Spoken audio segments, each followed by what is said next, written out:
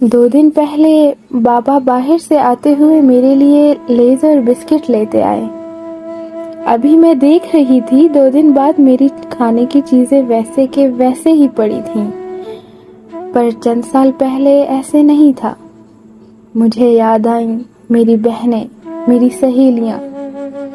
چند سال پہلے بابا کچھ لاتے تو ہم بہنیں جھپٹ لیا کرتی تھیں، ایک دوسرے کی ہرس میں فوری ختم کر لیا کرتی۔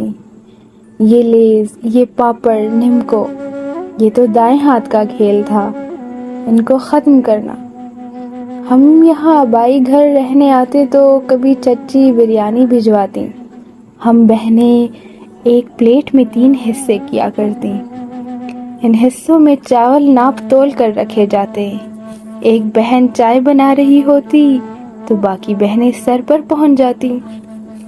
آدھا کپ میرا بھی، آدھا میرا بھی۔ اگر چائے نہیں دی جاتی تو ہم ایک دوسرے سے ناراض ہو جایا کرتے۔ نہیں دی نا، اب میں اگلی بار بناؤں گی تو ایسا ہی کروں گی آپ کے ساتھ۔ آپ لین دین کے لائق ہی نہیں ہو۔ اس لیے ہر کسی کی کوشش ہوتی تھی کہ چائے تو چوری ہی بنائی جائے، لیکن ایسا نہیں ہو پاتا تھا۔ میشی آپی چاولوں کی دیوانی تھی، ان کو آدھی رات دل کر جایا کرتا، اور پھر اماں ابا سو رہے اور ہم باورچی خانے میں۔ میں نے چاول بھگوئے تو اکا آپی نے پیاز وغیرہ کاٹے اور میشی آپی نے پکائے۔ پھر ہم مزے سے مل کر کھاتے اور دیگرے تک اور دیر تک باتیں کرتے۔ ہم بہنیں بہت لڑتی، لیکن ہم کہیں بھی جاتے تو ہمیں کسی کی ضرورت نہیں پڑتی، ہمارا اپنا ہی گروپ بن جاتا۔ کبھی اپنے اپنے بستروں میں دب کے باتیں کرتے تھے تو آدھی رات ہو جایا کرتی تھی۔ کبھی لڑتے تو ایسے لگتا اب کبھی بات ہی نہیں کریں گے، اور بات کرتے تو لگتا تھا کبھی لڑے ہی نہیں۔ کبھی 2 ایک بن جاتی اور تیسری کو رلا دیا کرتے تھے، جانے دشمن بن جایا کرتے۔ تو کبھی بہترین دوست۔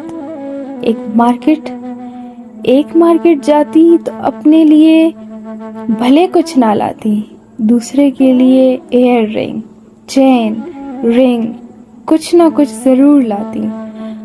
ہم قد میں قریب برابر تھے تو ایک دوسرے کے کپڑے اپنے فنکشنز میں پہن جاتے، کبھی چوری تو کبھی محبت میں مقابل کی طرف سے خود ہی آفر کی جاتی۔